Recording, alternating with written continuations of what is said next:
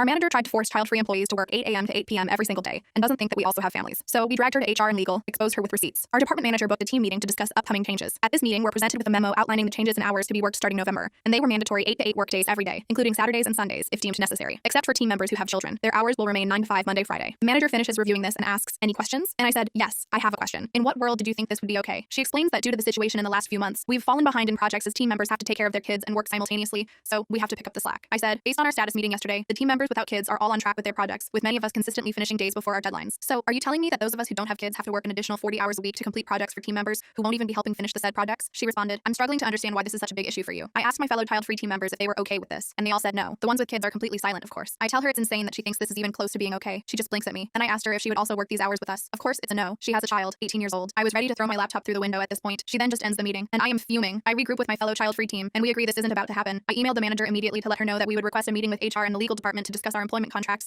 and the hours we're being forced to work simply because we don't have kids. I know damn well that this is fucking insane and against all employment policies within the company. She called me and told me there was no need to go to HR legal and that we could resolve this internally. Beach. No, we can't. You dismissed me and didn't even listen to 12 other team members. You plan to work to death without any sort of additional compensation. She then says, "Well, you're salaried, so there's no need for additional compensation." If only I could choke her through the phone. In the most professional way I could muster, I collected myself and told her that we could discuss this with HR and legal, and that I would end the call. Update. The meeting took place this morning with the manager, head of HR, another HR manager, 2 labor law attorneys, the head of my department, and 13 child-free team members. I started the meeting by explaining why we've gathered here today, and the head of my department was dumbfounded. He had no idea what the manager tried to pull. So I presented the manager's memo and the company's overtime policy, which clearly states that mandatory overtime must be mandatory for all members of the department, hourly and salaried. All members must work an equal number of OT hours, and the head of the DEPT must approve it. If any of these conditions are unmet, management can't impose them and should ask for volunteers to work OT instead. My argument was simple. The manager didn't follow the policy and purposefully targeted the child-free members. Legal asked the head of my department if he approved the memo. The answer was an angry no. Legal asks the manager for her side of the story. Manager says, "Well, I didn't think the policy would apply in this case." Legal stepped in with, "Are you saying that you, the manager responsible for enforcing policies, honestly thought that those same policies don't apply to you?" Head of my department stepped in with, "You were blatantly wrong here. There's no need to try and justify it." Next were some of the child-free members who shared emails between them and her, showing your standard shitty manager behaviors and lack of accountability. She kept repeating, "That's not why we're here today." Then one of the other members asked to speak, and this guy showed up with receipts. He spent the entire night creating an analysis, pie charts and all, to illustrate how many projects were done by the 13 child-free as compared to the 19 parents, how much time was put in by us versus them, how much vacation sick time was approved for us versus them for the last year. His analysis showed that 13 of us did close to 60% of all the work, while 19 of them did 40-ish. This guy wiped the floor with the manager. Her response? "This company promotes work-life balance and wants families to have time to spend with each other. So, normally, employees with kids get time to do just that." I couldn't hold back. I said, "Yes, you're right that the company does that. What you're lacking here is the understanding that family includes other people, not just children. In case you were unaware, all of us have families too." HR interjected, "I believe we have enough information here." The team members were asked to leave the meeting to deliberate, and we were told they'll circle back with us later in the afternoon. Later comes around, we're invited to a meeting. It's all the same people this time, but there is no manager. The head of my department apologized that this had never happened, thanked us for doing the right thing and bringing it to their attention, and told us he would be taking over managerial duties for the time being. Legal added that the memo is null and void, and clarified that we will not be working those insane hours. In case you're wondering, the manager was offline for the rest of the day. We don't know what happened there, but who cares? We won.